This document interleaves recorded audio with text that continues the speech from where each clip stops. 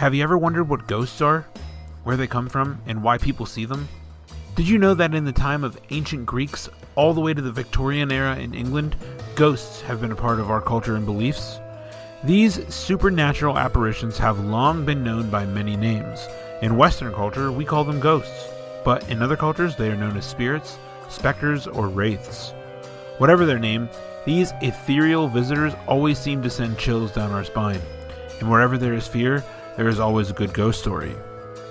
Although, those stories may just seem like scary tales to keep us from turning off the lights at night, maybe they are, but there is so much more to ghost lore than that. Thanks for tuning in to this week's episode of What Came Up.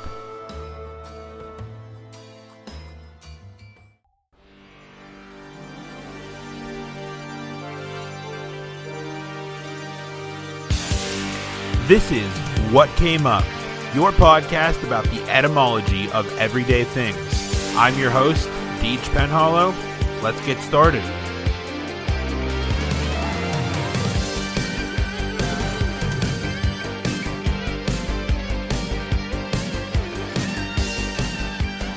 What is a ghost? A ghost is the soul or spirit of a dead person who is believed to appear in the form of a living person.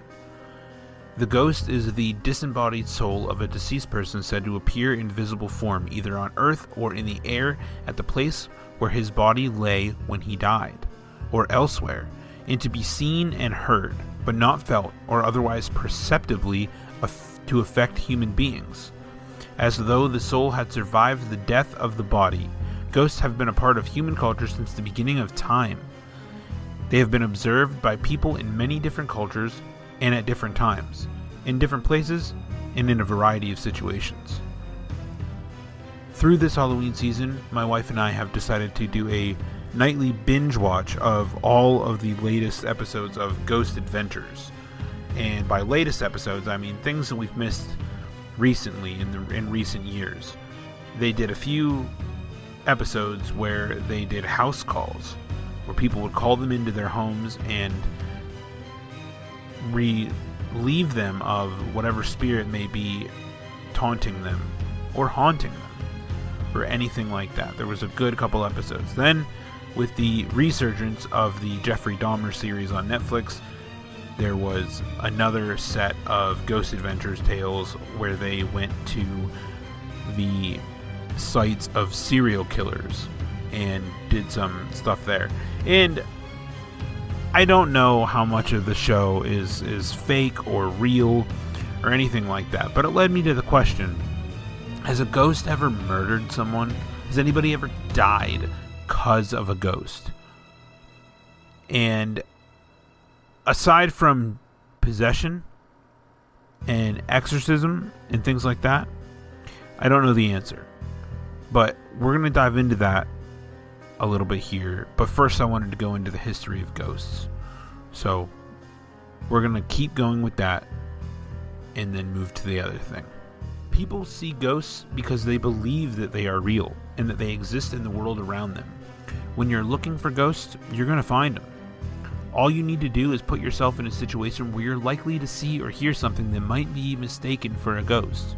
There are, however, some factors that may increase the likelihood of a person seeing a ghost.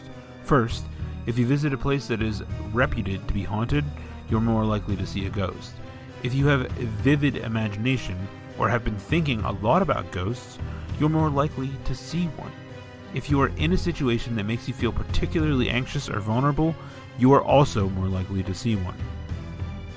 Ghosts are not actually the souls of the deceased, but rather a visual representation of the person at the time of their death. This idea is called the recapitulation theory and was first proposed in the 19th century. The death recapitulation theory is based on the concept that people relive their lives as that they are approaching death. Therefore, if an individual was extremely angry or upset at the time of his or her death, that emotion may be relived after death, and the ghost would represent the person as they were at the time of death. Angry, upset, or whatever the emotion was. The idea that a ghost is a person as they were at the time of their death was very common in the 19th century. In fact, Many ghost stories from that time contain references to the ghost's appearance being that of the person at their time of death. In modern times, this theory is pretty less common, but it still exists. There have been countless movies and TV shows depicting terrifying tales of hauntings that have resulted in hideous deaths. But do any of them have their basis in reality? While stories of poltergeists are rife, has anyone actually died as a result of an encounter with a ghost? While no coroner has ever been known to have recorded a specter as an official cause of death, there is enough documented evidence out there to suggest that there may be a spark of truth to all those Hollywood tales. Here, we're going to look at 10 stories of people whose death has been linked in some way to the ghostly and supernatural. Judge for yourselves just how much truth lies behind them.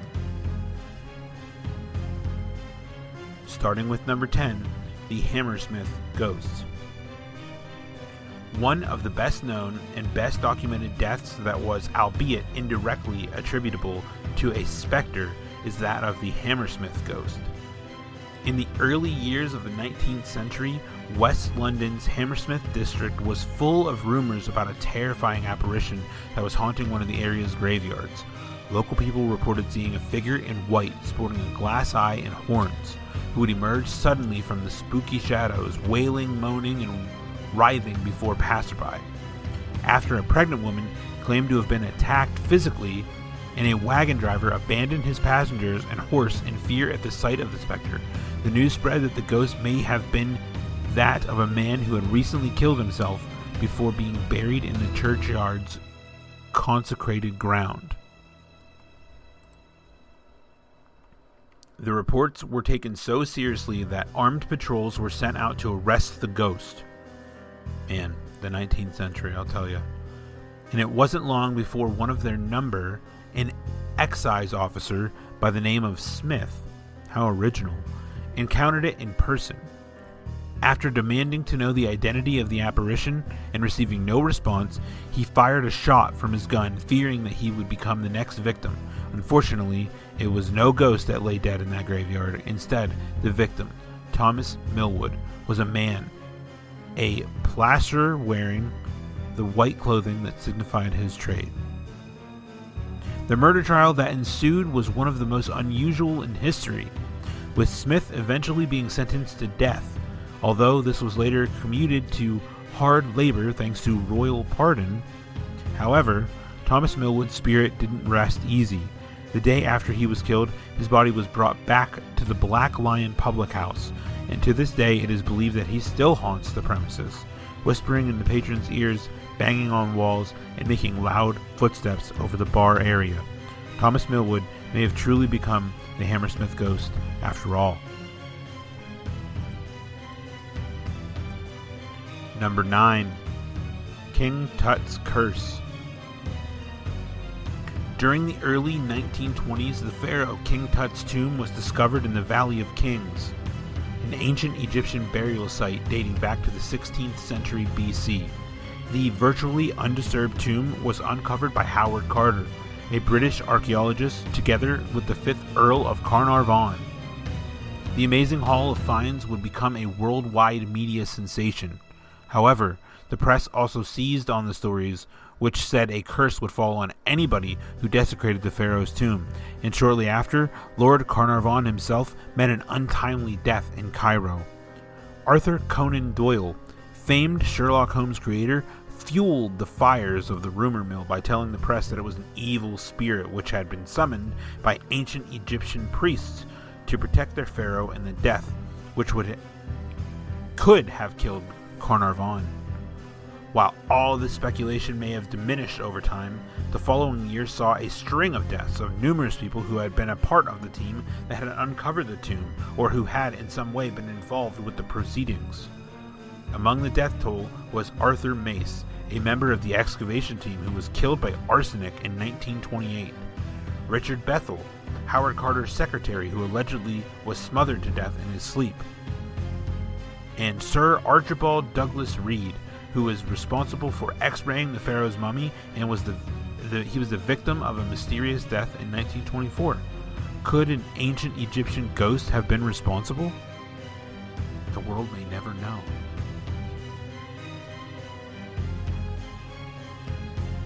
Number 8. Alcatraz's whole ghost. Alcatraz is widely believed to be one of the most haunted spots in the United States, but no part of the notorious island prison has been linked with more terrifying tales of ghosts than the cells in D Block. A portion of D Block is known as the Hole.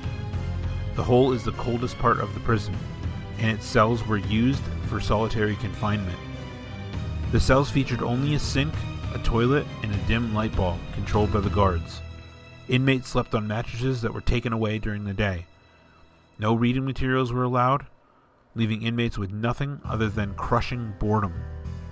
The final cell in the Hole was called the Oriental, and it was essentially a steel sensory deprivation chamber with only a hole at the bottom for waste.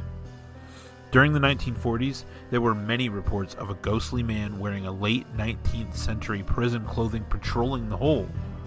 However, the apparition may have been responsible for a suspicious death of a prisoner. Shortly after being locked in a Hole cell, the inmate began screaming that there was somebody with glowing eyes trapped in there with him. The guards ignored him as he screamed long into the night before an eerie silence fell. The next day, the guards discovered that the convict had been strangled to death. The handprints on his throat, livid and fresh. While some say that one of the guards finally snapped and took the ultimate step to stop the man screaming, a thorough investigation into the matter turned up no evidence. Did a 19th century prisoner who wandered the jail's corridors commit the crime from beyond the grave? Again, we may never know.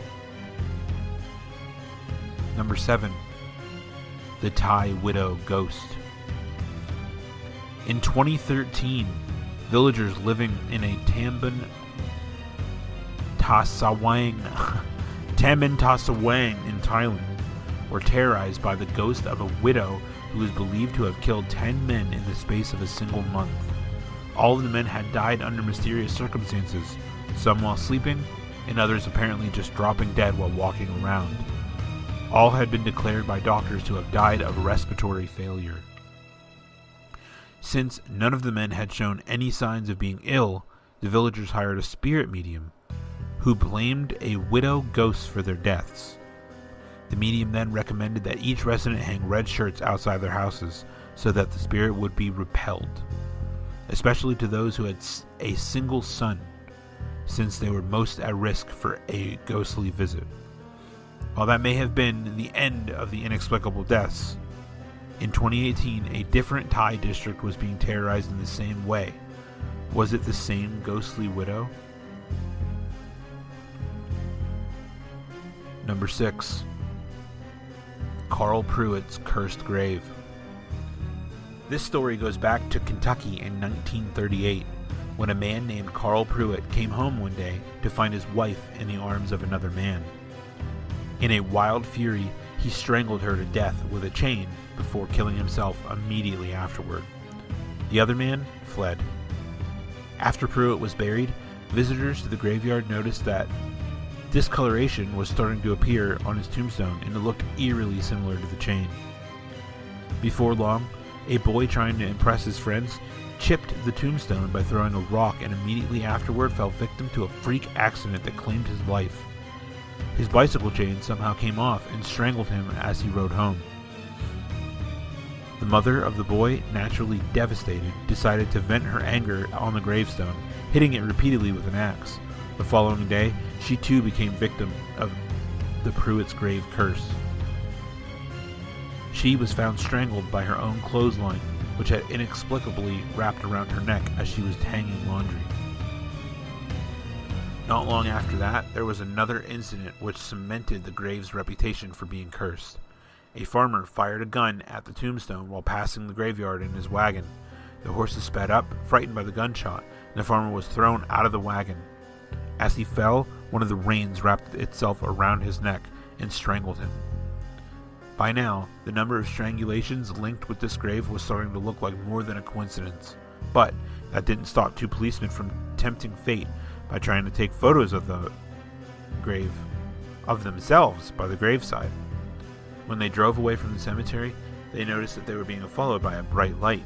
As they sped away, the vehicle crashed into a fence, and one of the policemen died, his head almost entirely severed by the chain that hung between the fence posts. For years, people avoided the cemetery, terrified of meeting a hideous death. But in the 1940s, one man decided that he would take the risk of attacking the tombstone with a hammer. He was later found dead by the cemetery gates. How did he die? You guessed it. He was strangled by the chain that locked the cemetery gates. It is no wonder that shortly afterward the cemetery was stripped and the cursed tombstone was removed permanently.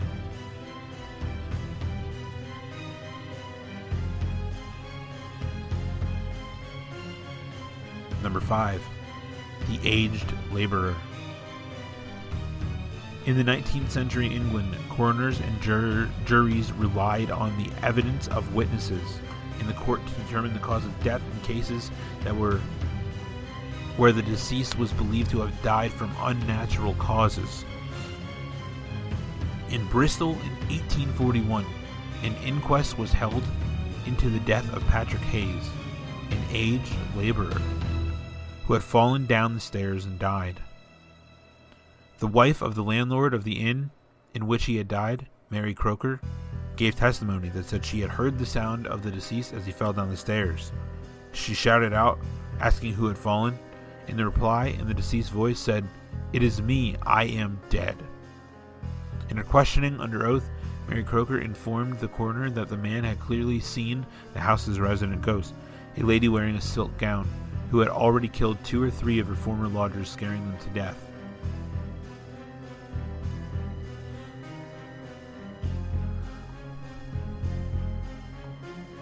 Number 4. The Campo Lane Ghost.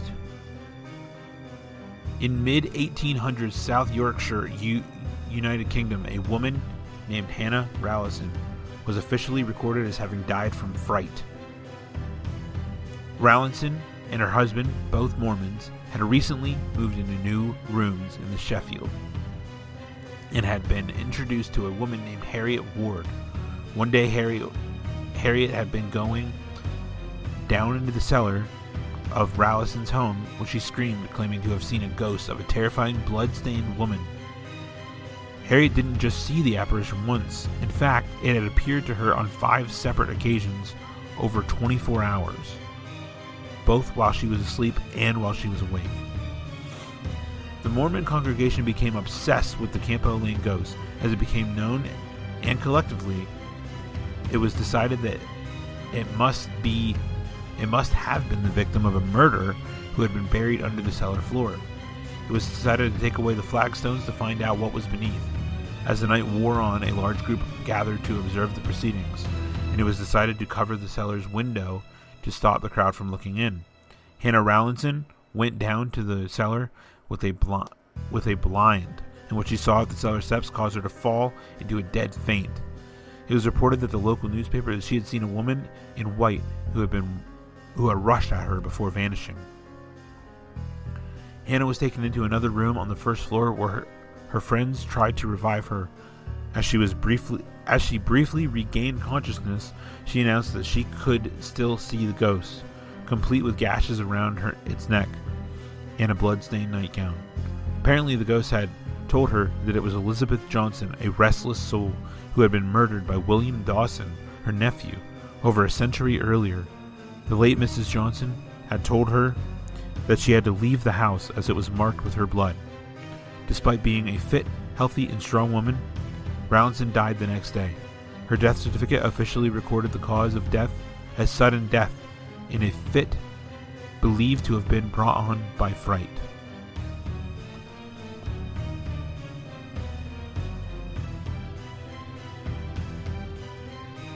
Number 3.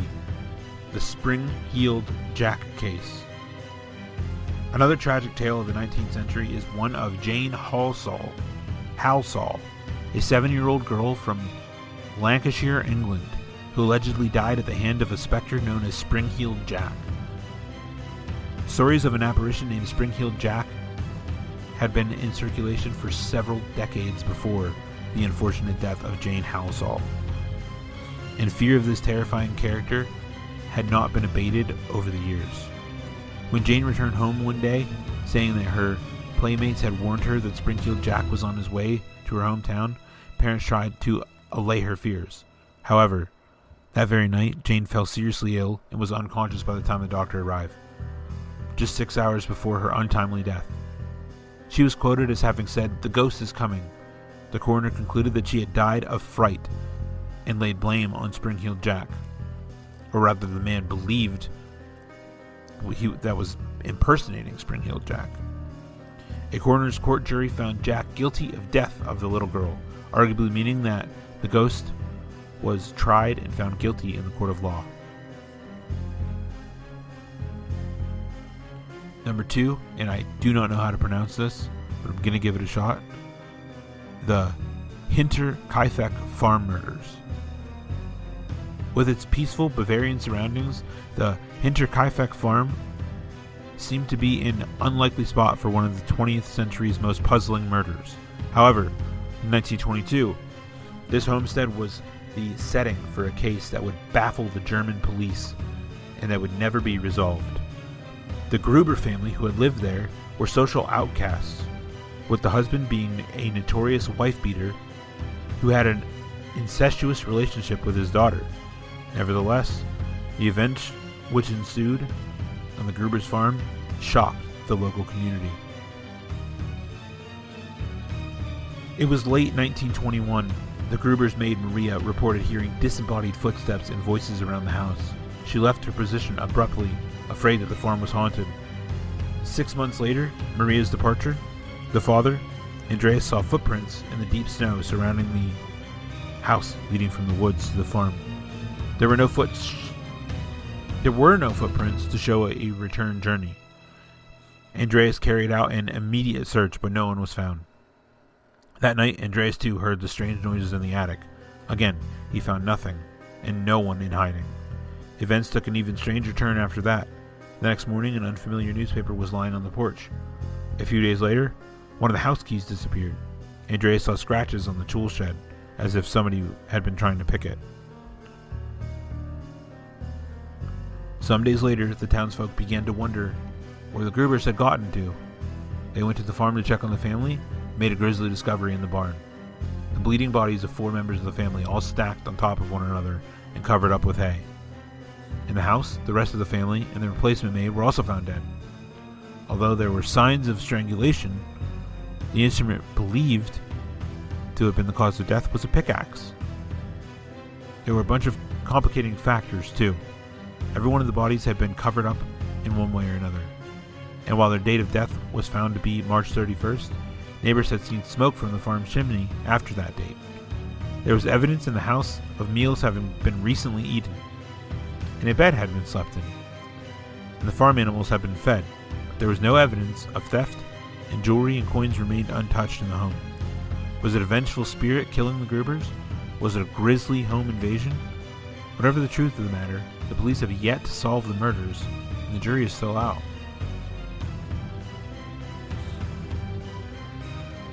Number 1. The Jameson family. This one has a video with it as well, which I will make an attempt to watch toward the end here. In 2009, the Jameson family disappeared, apparently off the face of the earth. Their bodies weren't found for another 4 years, when their skeletal remains were all discovered lying face down in the woods, close to where their abandoned truck had been found back in 2009. Before their disappearance, the Jameson family had told anyone who would listen that ghosts were haunting them and that Madison, their 6-year-old daughter, was in regular conversation with a ghost girl who had met her death in the house decades prior. The day that the family disappeared, security camera footage shows them packing their vehicle almost as if under some kind of trance. No cause of death was determined, and there have been suggestions that the family members were possessed by the ghosts that inhabited their home. Since the bodies were severely decomposed, there was no way of telling what killed them, so speculation is still rife. These are just the 10 documented deaths that have been linked to ghosts.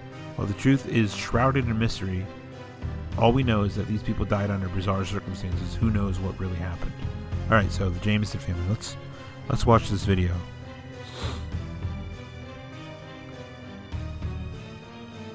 Alright, so the opening of the video, let's see. Jameson family from Oklahoma, United States, consisting of Bobby Dale Jameson and his wife Sherilyn Lehan Jameson and their daughter Madison Stormy Star Jameson. That's quite the name. Madison Stormy Star Jameson mysteriously disappeared on October 8th, 2009. Their suspected remains were found on November 15th, 2013, and were positively identified by the Oklahoma Medical Examiner on July 3rd of 2014. I'm sorry, I said 2013. They were found November 2013 and positively identified 6 months later in July of 2014. No cause of death was determined, and the circumstances surrounding the disappearance remains unanswered.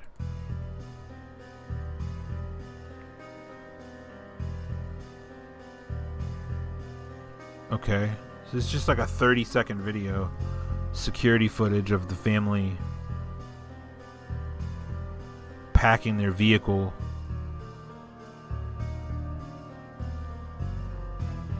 I don't know how they see that they may have been in a trance. It's really laggy footage. Like a really old security camera. I don't know. There's nothing really to that. Anyway, that's where we stand on ghost stories and things of that nature. Have ghosts actually murdered people? That's what I wanted to know. Thanks for tuning in to this week's episode of What Came Up. I'm hoping to have at least one more episode for Halloween, before Halloween. Otherwise, if not, enjoy the rest of your spooky season and enjoy your Halloween. Until next time.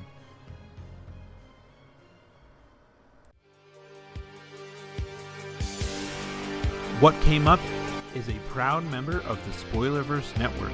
You can find this and other fine shows at www.spoilerverse.com. Thanks for listening, and find out next time what came up.